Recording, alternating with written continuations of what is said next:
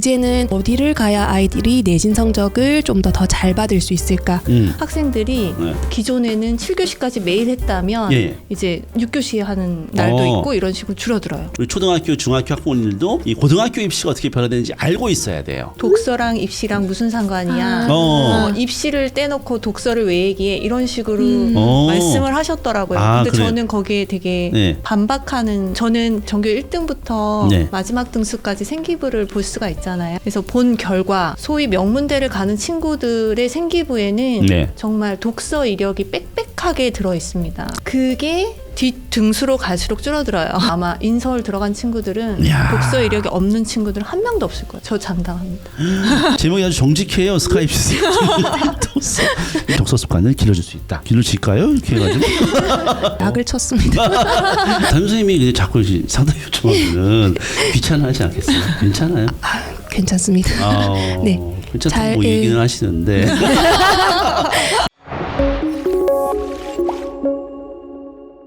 안녕하세요. 구풀 최 대표입니다. 오늘 이 시간에는 우리 스카이 입시생 중등 필독서라는 책의 저자이신 박은선, 배혜림 선생님 두 분을 모시고 얘기를 한번 해보려고 해요. 책과 관련된 이야기, 그리고 우리 앞으로의 입시에서 문해력과 사고력이 어떻게 중요한지 이런 걸 이제 전반적으로 설명 듣는 그런 시간을 갖도록 하겠습니다. 우리 박은선 선생님 먼저 간단하게 인사 한번 하실까요? 안녕하세요. 저는 현직 고등학교 교사 박은선입니다. 반갑습니다. 안녕하세요. 저는 지금 현직 중등 국어교사 배혜림입니다. 반갑습니다. 현직 학교 선생님 두 분, 아주 전문가, 그렇죠? 책도 많이 쓰시고, 그렇죠? 책을 몇 권 정도 쓰셨어요? 저는 한 10권 정도 써봤는데. 10권을 쓰셨어요? 아이고야, 부자시네요. 그다음에 우리 배혜림 선생님은 책을? 저는 20권 정도 썼습니다. 엄청납니다. 책을 그러면 도합 30권 쓰신 분들이에요? 와, 오늘 촬영 한 10시간 하겠네요. 그렇죠?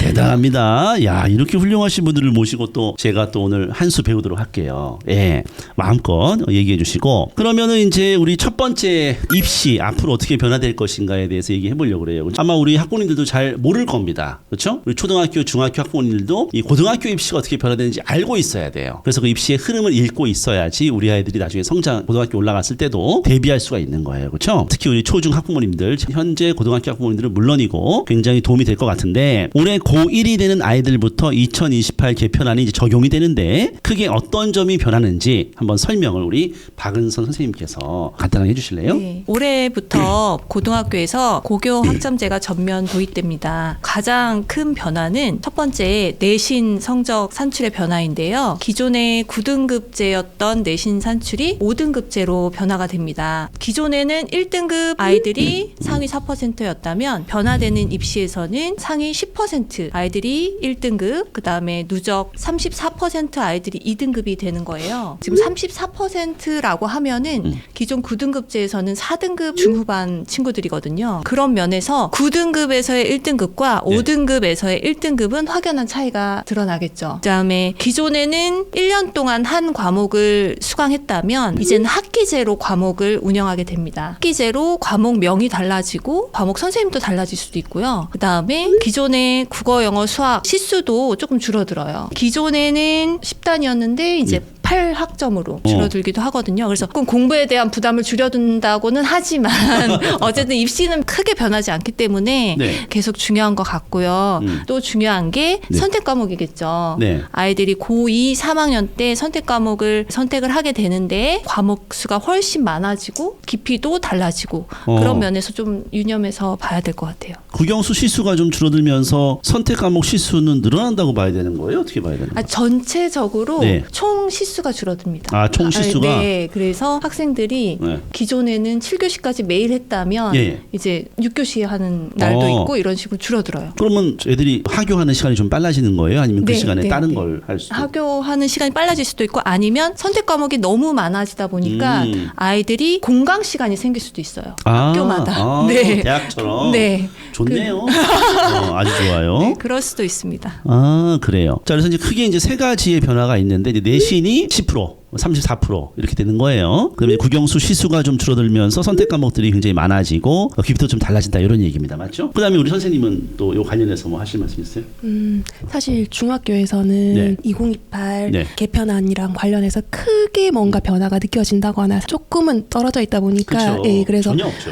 그렇긴 한데 네. 3학년 같은 경우에 네. 아이들이 고등학교를 어떻게 선택해야 되는가에 대해서 고민이 굉장히 좀 많은 편이고요. 아, 그렇죠. 그리고 아직 아이들 결과가 나오지 않은 상태잖아요. 그러다 보니까 어떤 학교가 더 좋다더라, 어떤 학교가 좀 더 안 좋다더라는 소문만 약간 무성해서 그 이전에는 어머니들께서 전반적으로 고등학교를 선택하실 때 이런 기준으로 보내야지라고 생각을 하셨다면 이제는 어디를 가야 아이들이 내신 성적을 좀 더 잘 받을 수 있을까 하는 쪽으로 좀 더 고민을 많이 하시는 것 같아요. 아, 그래요. 그럼 지금 이 고교학점제에서 입시에서의 내신의 비중이 올라간다고 보는 거예요? 내려간다고 보는 거예요? 우리 선생님들에서 학교에서는? 내신은 갈수록 중요해진다고 중요해진다. 하니까 네, 그래서 저희 아이가 고등학생이거든요. 네, 그래서 저희 아이를 보내보니까 네. 중학교 때 보였던 모습과 네. 그리고 고등학교 때의 모습이 또 다를 수 있어서 굉장히 생각을 많이 해야 되더라고요. 중학교 때는 이런 모습을 보였던 아이라 하더라도 꾸준하게 그동안의 역량들을 살펴보고 이렇게 될 것 같으니까 이쪽으로 보내야 되겠다라는 것은 학생마다 다 조금씩은 많이 다르고요. 그리고 담임 선생님과 좀 상의를 많이 해보시는 게 좋을 것 같아요. 학교에서 보이는 모습과 집에서 보이는 모습들이 또 좀 많이 다를 수 있거든요. 그렇죠. 네, 그래서 고등학교 생활은 아무래도 중학교 생활과 약간 달라지긴 하지만 연장되는 부분들이 있어서 담임 선생님과 여러 번 상담을 하시면서 조언을 구하시면 조금 덜 힘들게 하실 수 있지 않을까라고 생각합니다. 담임 선생님이 근데 자꾸 상담 요청하면은 귀찮아하지 않겠어요? 괜찮아요? 괜찮습니다. 네. 잘, 괜찮다고 얘기는 하시는데 학부모 입장에서 부담스럽죠. 근데 귀찮게 하는 거 아닐까? 선생님 바쁜데. 아닙니다. 아무래도 고등학교를 선택을 하다 보면은 나중에 마지막에 정말 고민을 많이 하셔서 1년 동안 한 애들이 저희가 조사를 학기 초에 하고 학기 중에 하고 학기 말에 하고 그리고 또 고등학교를 다시 조사를 또 하거든요. 직전에. 그때마다 학교들이 다 계속 달라져요. 예, 그래서 어차피 그렇게 애들이 계속 달라진다라면은 네. 그 전에 담임 선생님과 상담을 꾸준하게 하면서 조금 범위들을 좀 줄여나가는 게 오히려 더 이야기를 하고 아이가 학교를 선택하는 데 좀 더 도움이 되기 때문에 선생님들이 그걸로 그렇게 막 되게 귀찮아한다거나 하시지는 잘 않는 편이에요. 아, 그래요? 네. 내신이 이제 사실 9등급에서 5등급제로 바뀌는 거는 어떻게 보면은 좀 수월해진다고 느껴질 수도 있어요. 그렇죠? 1등급이 4%였다가 10%로 늘어나니까 그렇죠? 내신이 좀 편해지는데 내신이 뭐 중요해졌다라고 얘기하는 게 어떻게 보면은 좀 서로 약간 모순되는 측면이 있지 않습니까? 제가 조금 설명을 드리자면 네. 고등학교 2, 3학년 때 선택 과목이 있는데 네. 일반 선택과 진로 선택 과목이 있어요. 진로 선택 과목 같은 경우는 지금 현재 이전까지는 네. 절대평가였어요. 네, 근데 이제 새로운 개편안에서는 절대평가가 아니고 상대평가가 됩니다. 상대평가가 네, 됐죠. 그러니까 예. 더 중요해진 거죠. 더 비중이 늘어나 버리는 거죠. 그렇죠. 예, 예. 네, 그래서 그런 면에서 내신을 놓칠 수가 없죠. 뭐 옛날에는 4%인데 반에서 1등 해야지 1등급인데 이제는 반에서 한 3등에도 1등급 되네? 라고 해서 어떻게 보면 좀 여유가 있는 것 같지만 대학에서는 사실 이제 정시에서도 내신을 반영한다고 하는 그렇죠. 대학들이 늘어나고 있고 대학은 내신 가지고 뽑는 거에 대해서 이제 충분히 수시를 오랫동안 하면서 이제 굉장히 적응이 된 그런 상태인 것 같아서 내신 등급도 중요하지만은 세트 뭐 이런 것도 중요하다 이렇게 이제 얘기를 많이 하더라고요. 그거 관련해 가지고 세특을 잘 써주는 고등학교를 가야 돼. 학생부를 잘 써주는 고등학교를 가야 돼. 뭐 이런 의견들은 없어요 중학교에서? 저희 아이가 고등학생이라 말씀드렸잖아요. 네. 그래서 지금 생기부 마감 시즌이더라고요. 네. 예. 그래서 아이가 선생님과 이렇게 의견을 주고받으면서 생기부를 정리를 하고 있는 모습을 제가 옆에서 지금 방학이라서 지켜보고 있는데 네. 어떤 학교를 간다 하더라도 결국 선생님들이 아이들의 글자 수라 바이트라든지 이런 것들을 채워주시는 면에서는 네. 크게 차이가 없을 것 같아서 너무 그렇게 걱정은 안 하셔도 괜찮을 것 같아요. 아, 그렇게 너무 걱정해도 된다. 네. 그런데 또 뭐 이제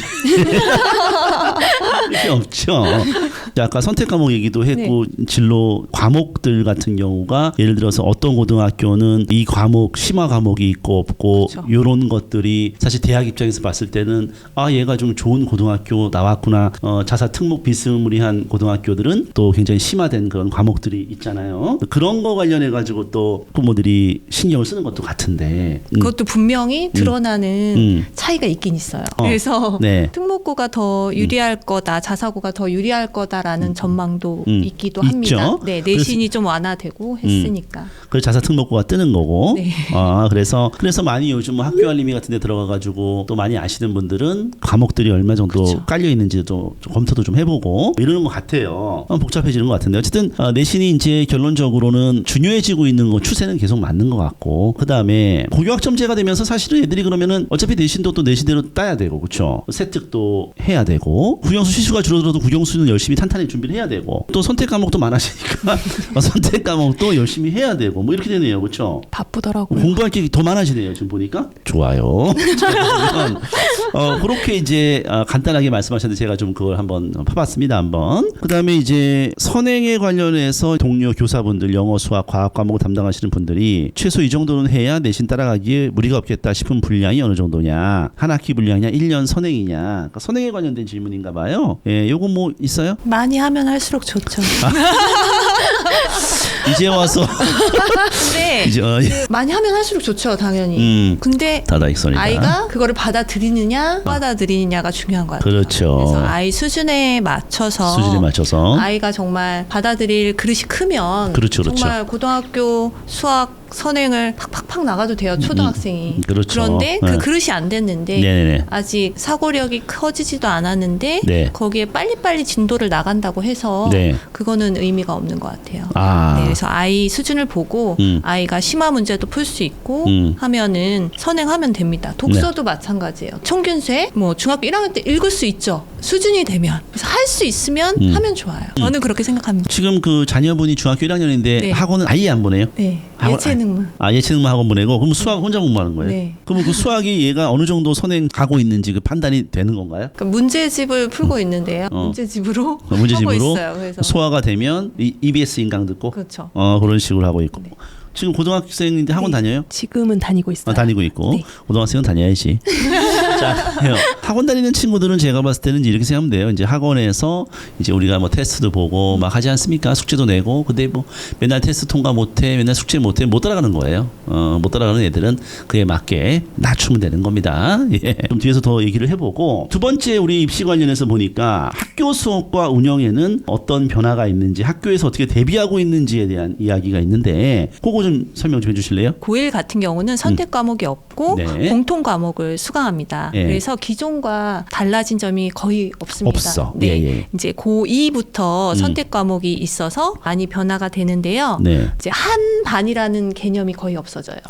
매 시간마다 우리 대학생들처럼 네. 교실을 네. 이제 옮겨 다니는 거죠. 그래서 한 반이라는 개념이 많이 없더라고요. 아. 지금도 이제 선택 과목이 많이 있어서 이제 아이들을 보면은 그게 더 좀 경향성이 짙어질 것 같고 그다음에 이제 한 학기별로 아까 과목이 달라진다고 했잖아요. 네. 그런 면에서 이제 조금 더 복잡해질 것 같아요. 아이들이 이 선택 과목을 잘 선택을 해야 되잖아요. 그렇죠. 그러기 위해서는 고1 1학기 때 선택 과목을 결정을 하거든요. 그때 선생님들은 더 아이들과 상담을 네. 지속적으로 하고 과목에 대한 안내를 준비를 하시죠. 그래서 이 과목은 어떤 과목이고 뭘 배우고 너가 나중에 진로에 있어서 필요하다 또는 불필요하다 이런 거를 계속 상담해 주시거든요. 그런 점에서 좀 준비를 하고 있고 그다음에 기존 제도에서는 아이들이 시험을 안 본다던가 또는 그 수업에 결석을 해도 이수가 됐는데 이제는 일정한 점수를 맞지 못하면 네. 이수를 못 하거든요. 그 과목 자체를. 예. 네네. 그래서 그런 면에서 이수 못한 친구들을 어떻게 이수하게 하겠는가를 네. 선생님들이 고민하고 있죠. 그래서 방학 때 보충을 한다던가 예. 네 그런 면에서 또 준비를 하고 계십니다. 선생님들 방학 때 쉬지 않습니까? 그래서 못 쉴 것 같아요.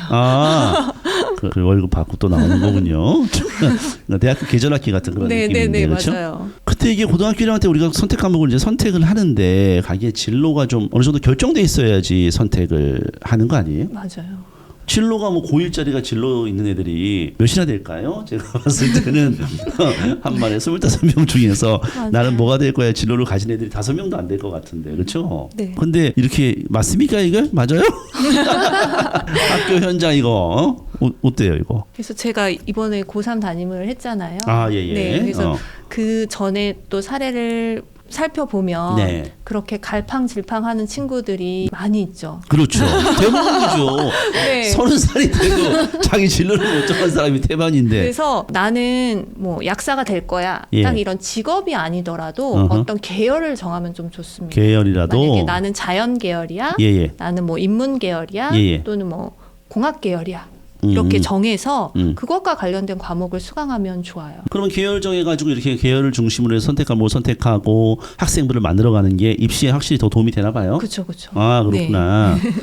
아 좋아요. 결국에는 학교에서 마치 거의 뭐 대학처럼 되는 느낌이에요. 네. 대학처럼 되게 좋네요. 그렇죠? 약간 서고 느낌으로 학생들이 자유롭게 교실을 오가면서 자기가 듣고 싶은 수업도 듣고 공강이 있으면 자습도 하고 어느 정도 자기가 좀 결정하고 그 결정에 대해 책임지고 그리고 그런 학교에서의 생활을 중점적으로 대학교에서 좀 판단하고 우리는 어떻게 보면 과거에는 수능으로만 딱 이렇게 뽑았는데 점점 학교 생활 중심으로 이렇게 바뀌어가는 거네요. 그렇죠? 네. 아 좋아요. 그렇게 변화가 있다고 말씀하셨고 다음이 보니까 2028 개편안에 적응 대비하기 위해서 아이들에게 꼭 필요한 소양은 무엇이냐? 뭐예요? 대충 얘기를 하긴 앞에서 좀 한 것 같긴 한데 제가 말씀드려도 될까요? 그래 한번 얘기해 보세요. 저는 문해력이라고 생각하거든요. 아까 앞에서 말씀하셨던 것처럼 진로라든지 이런 것들을 아직 정하지 못한 아이들도 되게 많고 그리고 어떤 그러한 방향을 잡아가기 위해서는 내가 내 삶을 어떻게 살아야 될 것인가 하는 생각들도 좀 해야 될 것이고 그런 어떤 것들의 방향이나 아니면 어떤 것들을 생각하고 이제 이어나가기 위해서는 네. 글을 읽어내고 그것을 통해서 내가 뭔가 느끼고 그런 과정들이 좀 필요하다고 생각을 하거든요. 그래서 아이들이 문해력을 좀 키워서 네. 이제 다양한 자료들을 통해서 어떤 자료들이 나에게 도움이 되는가 도움이 되지 않는가 취사 선택을 할 수 있는 그러한 능력들을 키워나가는 과정들이 아이들에게 굉장히 필요하지 않을까라고 네. 생각을 합니다. 문해력이 핵심이다 이렇게 말씀하셨어요. 선생님은? 진로 탐색 역량이라고 생각을 해요. 네. 선택 과목에서 중요한 거는 진로라고 얘기했듯이 무엇을 잘하고 못하고를 좀 살펴보고 나는 어떤 사람인지 나는 무엇이 되고 싶은지에 대해서 좀 고민을 하고 거기에 있어서 어떤 과목이 나한테 필요한지 등을 생각할 수 있는 그런 역량이 필요하다고 생각합니다. 아 그런 역량에서 문해력이 상당히 중요하다. 그러면 결국은 어렸을 때부터 독서를 많이 하게 해야 되겠는 거죠? 네, 굉장히 중요하다고 생각해요. 독서가 핵심이네요. 네. 결국 아이들이 독서를 통해서 자기 생각을 만들어 가야지 승부가 나는 거다. 독서를 통해서 자기 생각을 만들어 가지 못하는 친구들은 승부가 안 난다. 그렇겠죠. 왜냐하면 고등학교까지 됐는데 내가 앞으로 뭐 왜 공부하는지도 모르고 내가 뭘 공부할지도 모르고 뭐 이러고 있으면은 그럼 승부 안 나겠죠, 당연히. 그렇죠. 그래서 이제 문해력이 중요한데 문해력에 대해서는 또 뒤에서 뭐 설명을 하실 거니까 건너서 다음으로 한번 넘어가 볼게요. 학교에서 많은 학생들을 봐왔었고 자녀들을 키우고 계신데 고등학교에 가기 전에 이것만은 꼭 했으면 좋겠다 싶은 거. 독서? 독서. 독서죠, 뭐 그렇죠? 네. 독서만 하면 돼요? 수학, 수학하고 독서만 하면 되는 겁니까? 아 제가 네. 이제 처음에 고등학교에 한 10년 근무를 하다가 네. 중학교에 처음 갔는데 네. 고3을 하다가 중학교에 갔더니 저를 중1을 주신 거예요. 네, 그래서 제가 국어 교과서를 보고 깜짝 놀랐거든요. 가르칠 게 없는 거예요. 너무 쉬워가지고. 너무 쉬워서 도대체 이걸로 뭘 가르쳐야 되나 막 되게 고민을 많이 했었는데 네. 학습량 자체가 되게 차이가 많이 나요. 네, 그래서 아까 선생님 말씀하셨던 것처럼 학습량이 굉장히 많은데 아이들이 해낸다라고 얘기하셨던 것처럼 그런 것들을 따라갈 수 있는 능력들이 좀 필요할 것 같거든요. 그래서 어떤 분들이 그러면은 뭐 시나 소설을 다 외워야 되냐 뭐 이렇게 물어보시는 분들도 있으신데 그렇기보다는 그것들을 읽어내는 능력. 항상 학생들한테 하는 얘기가 지금 네가 공부하고 있는 그 작품이 절대 안 나온다. 그러면 애들이 그럼 뭘 공부해요? 라고 얘기를 하는데 기존의 작품들을 공부하면서 새로운 작품들을 네가 읽어내는 연습을 하는 게 필요하다라고 저희가 항상 얘기를 하거든요. 그것처럼 뭔가 아이들이 새로운 것들을 읽어낼 수 있는 능력, 아까 말씀드렸던 문해력이랑 결국 또 연결이 좀 되는 것 같고요. 그래서 중학교 3학년 초반까지는 3학년 여름방학 때까지는 어떤 그런 중학교에서 키워야 되는 역량들을 키워나가면서 독서를 중심으로 좀 했으면 좋겠고요. 그리고 이제 제가 3학년 담임을 하면서 느꼈던 게 3학년 겨울방학 때는 그래도 고등학교 2학기부터 겨울방학 때부터는 고등학교 체제로 넘어가서 아이들이 고등학교 때 이런 다양한 것들을 할 거니까 미리 좀 경험해보고 이런 것들을 것들을 내가 대비해야 되겠구나라는 것들을 생각하면 그리고 그것들을 준비하면 될 것 같습니다. 아, 그래요? 국어 관련해 가지고는 우리가 단순하게 뭐 시소설을 뭐 외우고 공부하는 것보다는 읽어내는 능력이 가장 중요하다. 건너서 다음으로 한번 넘어가 볼게요. 서술형, 논술형 평가에 대한 우려의 목소리가 들리는데 현재 아이들의 수준은 어떠한지. 저희 지역은 지금 올서 수령으로 평가를 보는 과목들도 굉장히 많거든요. 좀 강화되어 있어가지고. 언제부터 그런 거예요? 올 서술형은?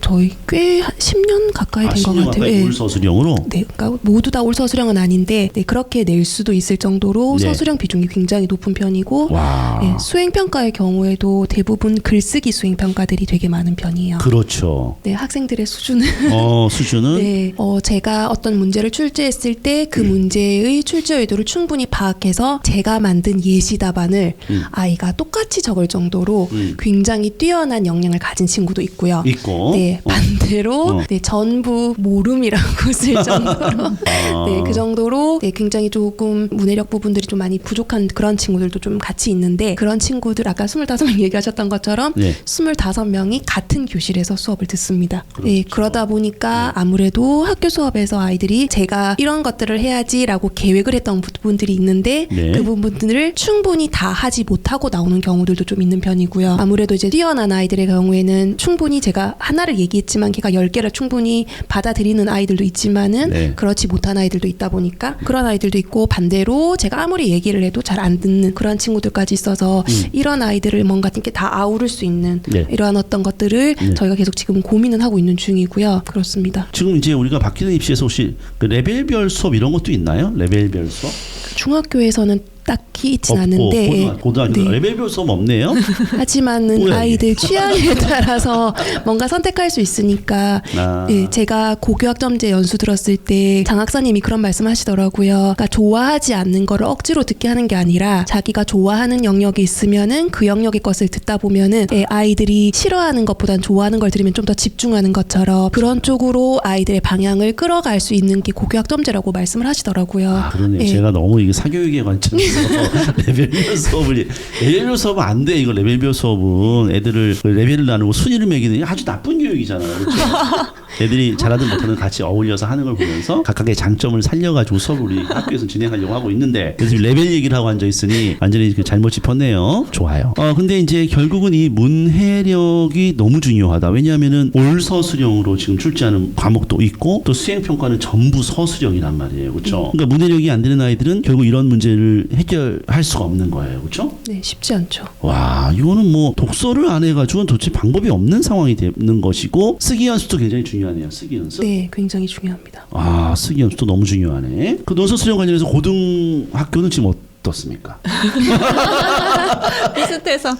비슷해요? 네. 근데 고등학교도 예. 지금 고교학점제 들어오면서 네. 서술형, 논술형을 늘린다고 얘기를 했거든요. 제가 봐도 양극화 현상이 심한 것 같아요. 정말 잘하는 친구들은 너무 잘합니다. 잘하고. 네, 너무 성인 이상의 그런 문해력을 가지고 근데 못하는 친구들이 더 많죠. 네, 선생님이 문제를 내도 문제조차를 이해를 못하는 친구들 꽤 있습니다. 그러니까 결국 우리가 중학교와 고등학교에 이제 미리 연습이고 중학교부터 이미 논서 수령 시험 수행 평가가 굉장히 중요해지고 이 연습을 통해서 고등학교 때 이제 성적이 네. 나오는 건데 결국 이제 독서 문해력이 뒷받침이 안 된 친구들은 중학교 올라가면서부터 바로 그냥 하위권으로 맴도네요.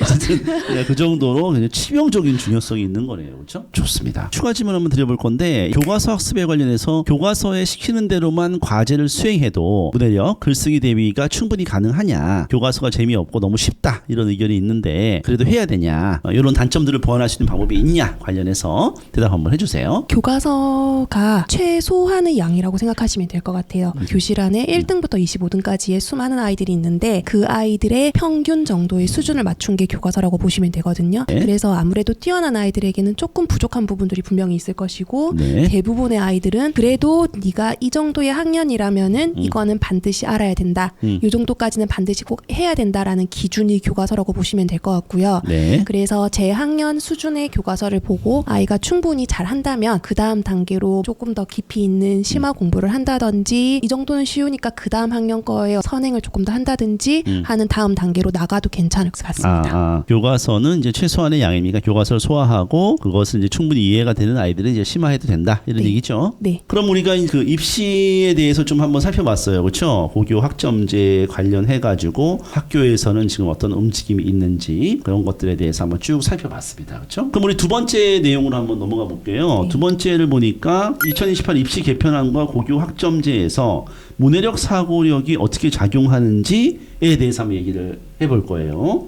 전문 분야시잖아요, 지금 두 분 다, 그렇죠? 앞에서 뭐 언급한 부분도 있지만 조금 더 구체적으로 질문해 보도록 하겠습니다. 스카이 인서울 진학하는 아이들 혹은 자사고 특목고 가는 아이들, 중학생, 고등학생 때 다른 아이들과 차이점이 있었나? 그러니까 이른바 공부 잘하는 애들, 학습 능력이 뛰어난 아이들이 다른 애들 차이점이 있었냐는 거네요.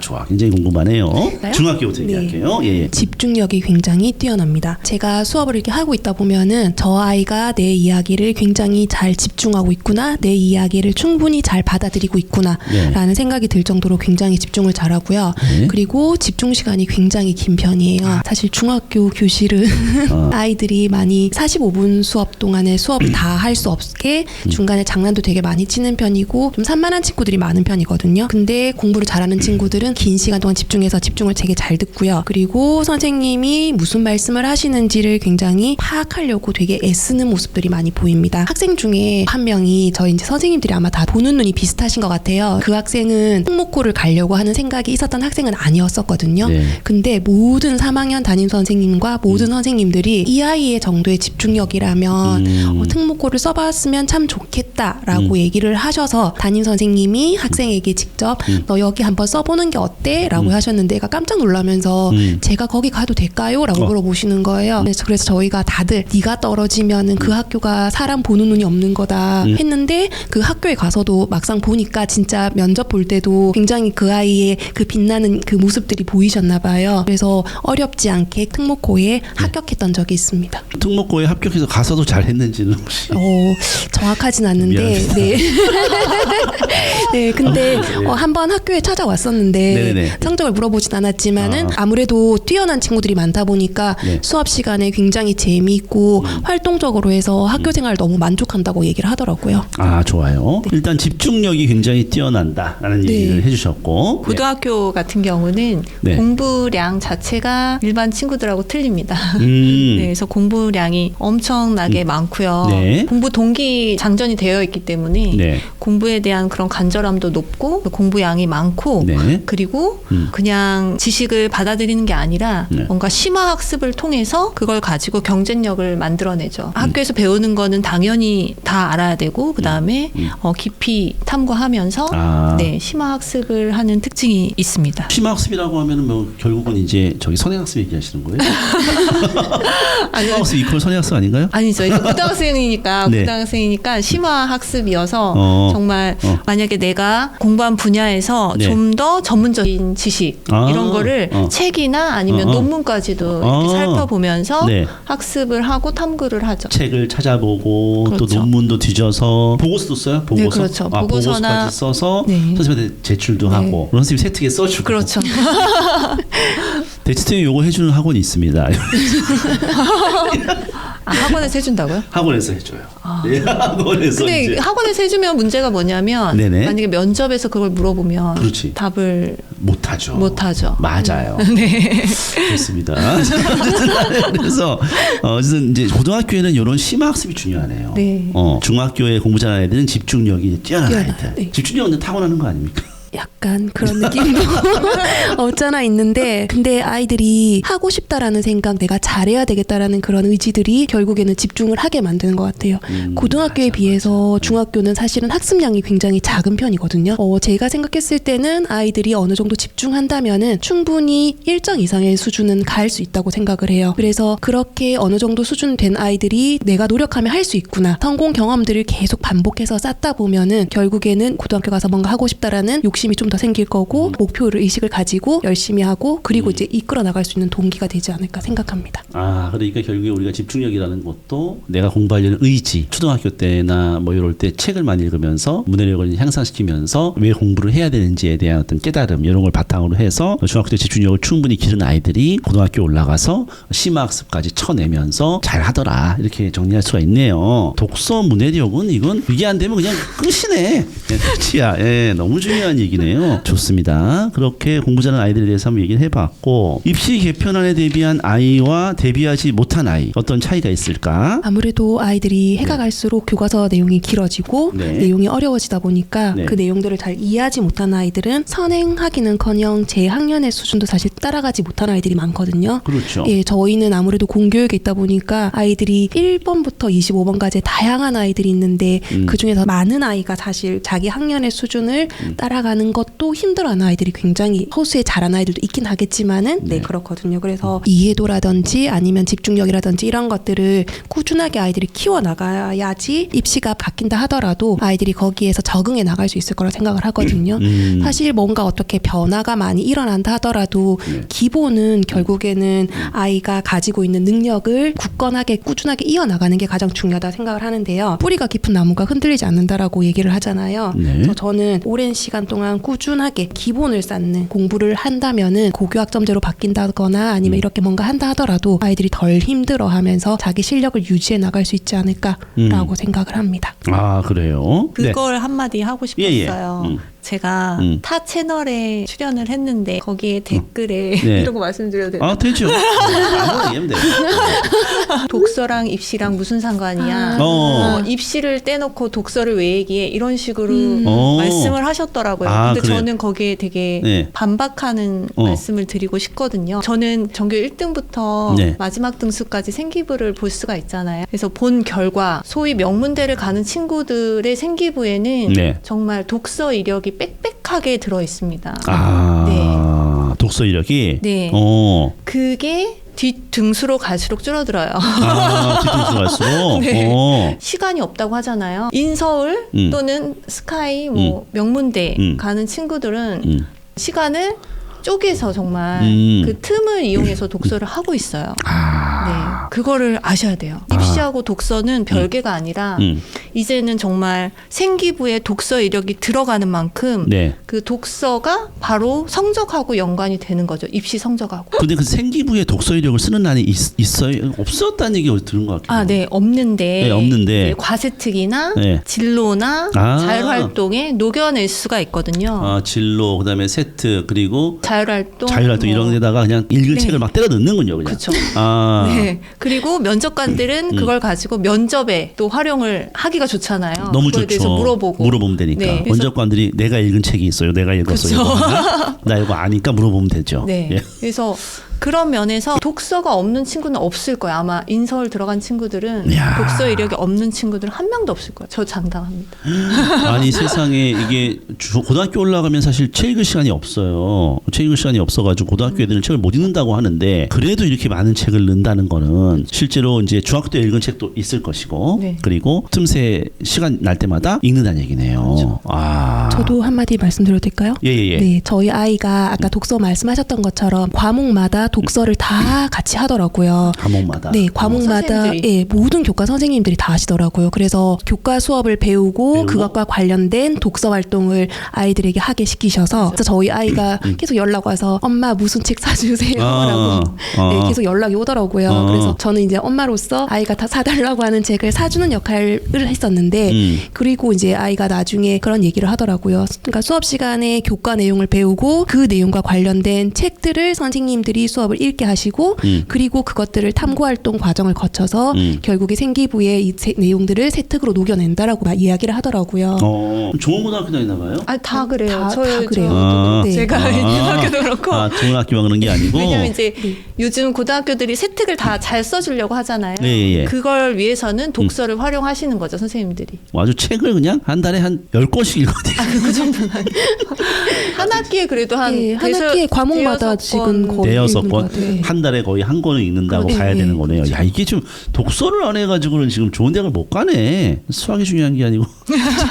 어쨌든 간에. 그래서 결과적으로 우리가 독서하고 입시가 무슨 상관이 있냐 지금라고 얘기했지만 독서로 지금 대학 가는 상황이다. 세 특이 중요한데 세 특의 핵심 내용이 독서다. 사실 뭐 얼마나 소논문 같은 거 쓰겠어요. 그렇죠? 대체적으로 읽은 책에 대한 이야기를 많이 쓰겠죠. 그리고 사실 우리가 지금 계속 얘기하고 있는 것처럼 독서라는 것이 결국은 바탕이 돼 있어야 학습 동기부터 출발해서 그런 걸 할 수 있기 때문에 독서를 빠지고서는 아예 얘기가 지금 안 되고 있는 거였네요. 실질적으로 학생부에도 독서가 어마어마하게 들어간다. 근데 중학교 때 책을 안 읽었던 그런 아이들은 어떻게 되겠습니까? 정말 힘들어지겠네요. 그렇죠? 그다음에 스카입시생 중등 필독서라는 책을 집필했어요. 그렇죠? 비문학 25권, 문학 25권을 선정을 해가지고 스카입시생은 이걸 반드시 읽어야 된다. 근데 수록된 도서는 어떤 기준으로 선정된 것이고 가장 추천하는 도서가 있다면 무엇이냐? 가장 중요한 기준은 재미입니다. 재미. 네. 아까 말씀드렸던 것처럼 중학생들은 사실 초등학교 때까지 독서를 많이 해왔던 아이들이라 하더라도 중학생이 되면은 독서를 안 하는 경우가 굉장히 많거든요. 그렇죠. 예, 그것보다 더 바쁜 다른 일들도 있고 아이들이 스트레스 받으면 휴대폰으로 풀다 보니까 휴대폰에 좀 더 중독되기도 하고요. 네. 그래서 어떻게 하면 아이들에게 재미있는 무언가를 던져줄 수 있을까를 생각해서 아이들에게 가장 재미있어 할 만한 책들을 선정을 했습니다. 그리고 저희 학생들한테 약간 실험을 해서 네. 실험을 해서. 실험을 해서 아이들의 반응이 좋은 책들을 중심으로 뽑았고요. 네. 그리고 그 책들 중에서 교훈적인 내용들이 좀 담겨 있는 그것은 이제 저의 의도인데 아이들은 그냥 재미만 생각하고 있는데 네. 그래서 이제 그 중에서 아이들이 이 책에서 이러한 것들을 좀 익혔으면 좋겠다, 이러한 것들은 좀 배웠으면 좋겠다라고 생각하는 교훈성 있는 것들이 두 번째 기준이었었습니다. 저희 학생들에게 제가 실험해본 책들이기 때문에 네. 아마 비슷한 또래를 키우는 부모님들도 대부분 책 선택해 보시면은 아이들 생각이 비슷하기 때문에 그렇게 실패하지 않으시지 않을까라고 생각을 하고요. 제가 추천하고 싶은 책은 모모라는 책인데요. 네. 예, 모모라는 책은 사실 두께 때문에 아이들이 보는 순간 선생님 저 이거 안 읽을 건데요를 먼저 보통 얘기를 해요. 근데 막상 이렇게 읽다 보면은 그 책을 가지고 얘기를 주고받다 보면은 애들이 이런 내용도 있었네라고 조금 더 생각을 바꾸게 하기도 하고요. 그리고 우리 중학생들이 시간이 그렇게 뭔가 이렇게 알뜰하게 쓰고 있다거나 아니면 뭔가 다른 사람의 얘기를 잘 들어주고 있다거나 우리가 그런 모습들이 사실 그렇게 많지 않잖아요. 모모는 시간의 중요성 그리고 경청의 중요성에 대해서 이야기하고 있는 책들이라서 직접 대놓고 너 시간 관리 잘해야 돼, 시간 낭비하면 안 돼, 너 다른 사람 얘기 잘 들어야 돼 라고 얘기하는 것보다는 시간의 중요성 그리고 다른 사람의 이야기를 들어주는 모모의 모습을 보면서 이렇게 하는 것이 더 좋은가 보네 라고 아이들이 느낄 수 있는 책들이라서 그 책을 좀 더 추천을 하는 편입니다. 아, 그래요. 그다음에 선생님도 비문학 쪽을 제가 비문학 선정을 쪽을 했거든요. 선정하셨는데 예. 네, 그래서 비문학 쪽 선정할 때는 스테디셀러라던가 아니면 베스트셀러 위주로 좀 보고 그리고 교과서에 실린 작가분들이 있으면 그런 책도 염두에 두고 선정을 했어요. 네. 그리고 저희 아들이 중학교 1학년이 되거든요. 네, 그래서 네. 저희 아들도 실험 대상이었습니다. 그래서 저희 아들이 재밌게 읽은 책들을 선정을 했습니다. 저도 한 권을 추천해드리고 싶은데요. 네. 10대를 위한 총균세 수업이라는 책이 있어요. 총균세라는 책은 다 들어보셨을 거예요. 엄청 두껍고 그렇죠. 네. 예. 어마어마한 책인데요. 네. 그게 뭐 서울대 필독서라고 써 있지만 그걸 처음부터 읽기에는 아마 힘들 거예요. 고등학생이 되어도. 그럼요. 근데 그거를 좀 요약해서 그게 어떤 내용인지 알려주는 책입니다. 네. 네, 그래서 그 책을 먼저 읽고 그런 다음에 뭐 고등학생이 되어서 총균세를 이렇게 시도해도 좋지 않을까 그런 생각이 들어요. 그래서 10대를 위한 뭐 무슨 책, 사피엔스 뭐 이런 책들이 시중에 많거든요. 야. 그래서 그런 책들을 먼저 중학교 1, 2학년 때 읽고 그다음에 좀 나이가 들고 이제 머리가 좀 지식이 쌓이면 본 책을 읽는 거를 추천을 드릴게요. 아, 그래요.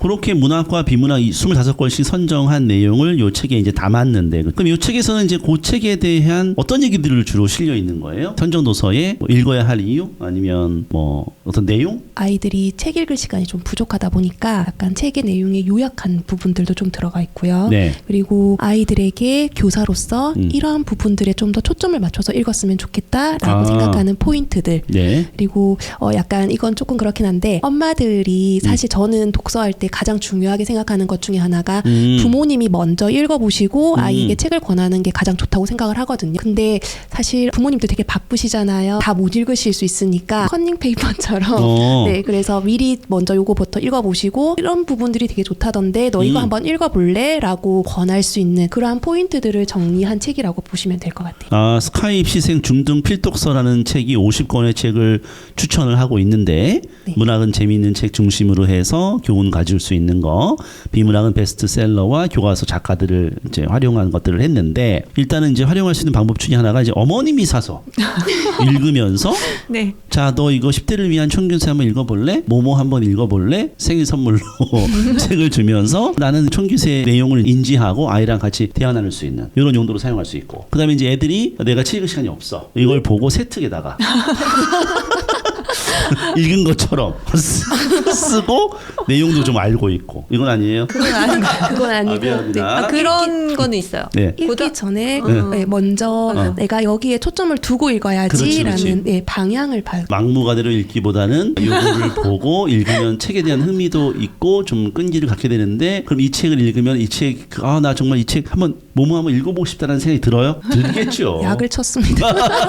안 들긴 힘들죠. 예, 그래서 그리고 제가 또 하나 말씀드리고 싶은 예, 예. 건 고등학교 오면 예. 아까 계속 심화 탐구해서 보고서를 쓴다고 했잖아요. 네네. 근데 책을 어떻게 활용해야 될지 그거를 미리 연습한다고 생각하시면 돼요. 이 책을 통해서. 그래서 책에 각각의 심화 활동을 제안을 해주고 있습니다. 한 3개씩. 그래서 한번 생각하는 힘을 기를 수 있도록 이 책을 통해서 이런 식으로 생각을 해보면 나중에 고등학교 들어갈 때 도움이 될 거예요. 그러니까 책의 내용을 요약본을 가지고 심화학습까지도 한번 생각해 볼 수 있게 만들고 그래서 이제 책에 대한 이제 흥미를 더 가질 수 있는 중등 필독서라는 얘기네요. 네. 네. 그래요. 제목이 아주 정직해요. 스카이프 필독서. 이렇게까지 정직해도 되나 싶은 생각이 들 정도로. 제목만 그렇고 좀 쉬워요. 책은. 책은 네. 좀 쉽고 재밌게 하셨다. 이거 여러분들이 이거 보시면서 이제 독서 지도를 중학교 때 또는 초등학교도 가능해요? 초등학교도? 초등학교 초6 정도, 정도. 초등학교 초6. 고학년 정도나마. 그래요. 제가 봤을 때는 정말 이거 어머님들이 아이들도 읽으면 좋고, 그래서 읽으면 좋겠네요. 책을 또 우리 또 20권, 10권 이렇게 또 집필하신 분들이 쓴 책이니까 상당히 신뢰가 있을 것 같고요. 그 다음에 이제 학생도 바쁘고 학부모도 바쁜 이런 시대에서 집에서 독서 지도를 하거나 아이들의 독서 습관을 길러주기 위해서 할 수 있는 방법이 무엇이냐. 저는 독서하는 시간을 정하라고 말씀드리고 독서 싶어요. 시간을 정해라. 네. 공부 시간 정하듯이 독서도 국영수처럼 하나의 과목이라고 생각하고 네, 독서 시간을 정해서 뭐 하루에 20분, 30분이라도 좋으니까 매일매일 국영수 공부하듯이 독서를 했으면 좋겠습니다. 그래요. 독서 시간을 정해라. 또 네. 저도 약간 그런데 저희 아이들 책을 잘 읽었는지 확인하고 싶잖아요. 네. 네, 그래서 막 독후감을 써라. 그 다음에 무슨 뭐 독서 퀴즈를 풀어봐라. 막 이렇게 하시는데 그런 것들을 안 하셔도 괜찮다라고 꼭 말씀드리고 싶어요. 그렇게 하면 사실 아이들이 굉장히 숙제 같은 느낌으로 불편해할 수 있거든요. 그렇지. 그래서 그냥 책 끝난 다음에 얘기 그냥 간단하게 주고받는 너 이거 뭐 재밌었어? 너 어디가 제일 재밌었어? 이 정도만 얘기하더라도 아이가 충분히 이야기할 수 있고 가볍게 대화 나눌 수 있는 정도라면은 그러면은 아이가 그 책을 들으면서 얘가 책에 되게 재밌었구나, 그 느꼈구나 정도만 아마 생각할 수 있을 거라고 보거든요. 그래서 그 정도 가벼운 확인 정도까지만 하시고 독서가 중요하다라고 생각을 하니까 불안한 마음으로 막 계속 확인하고 점검하고까지는 안 하셨으면 좋겠어요. 이제 책을 열심히 안 읽는 애들은 그럼 이렇게 하면 되겠네요. 이제 매일 이제 하루 30분, 20분 짧고 40분 긴 느낌. 폰을 안 하면 됩니다. 어차피 뭐 폰하는 시간인데 자기 전에 30분은 무조건 책을 읽자. 책과 관련해서 뭐 독후감을 쓰다든지 뭐 이렇게까지는 굳이 하지 않고 하는 것만으로도 엄청난 시간이 확보되는 거죠, 그렇죠? 그러면은 충분히 독서 습관을 길러줄 수 있다. 길러질까요? 이렇게 해가지고. 잘 안 길러지시면 예. 부모님이 먼저 같이 책을 읽으면 부모님이 같이 네. 좋은 생각입니다. 예, 아주 좋아요. 자, 그다음에 이제 학부모들이 상담 시 많이 하는 질문과 그에 대한 이제 답변 관련 이야기인데 이전과 비교해서 요즘 뭐 특히 뭐 상담이 많아지는 뭐 그런 질문이 있는지. 코로나 이전에는 예. 약간 성적이라든지 네. 이런 질문들이나 상담들이 좀 많으셨었거든요. 네. 근데 코로나 이후에는 친구 관계에 대한 질문이나 상담이 굉장히 많으신 편이고요. 그리고 친구와 아이가 좀 잘 지내고 싶은데 아이가 좀 힘들어한다. 어떻게 하면 친구들과 좀 더 잘 어울릴 수 있을까 하는 그런 좀 교우 관계 쪽으로 고민 상담을 되게 많이 하시는 편이에요. 네. 왜 그래요? 왜 갑자기 교육 관계를 물어보는 거야? 아무래도 이제 코로나 때 아이들이 마스크 쓰면서 분단을 만들지 않고 이렇게 한 줄씩 시험 칠 그렇지, 때처럼 그렇지. 이렇게 앉았었거든요. 네, 따로 근데, 앉았죠. 그렇게 앉았더니 반에서 누군가가 나에게 와서 말을 걸어줘야 되는데 내가 먼저 말을 걸 용기는 없고 다 그런 상황인 거예요. 서로가 서로에게 말하지 못해서 제가 쟤네들이 나한테 말 걸어줬으면 좋겠는데 라고 그런 어떤 고민들을 계속하고 있다가 집에 가서 얘기를 하는 것 같아요. 아하, 교육 관계에 대한 질문이 많아졌다 이런 얘기네요, 그렇죠?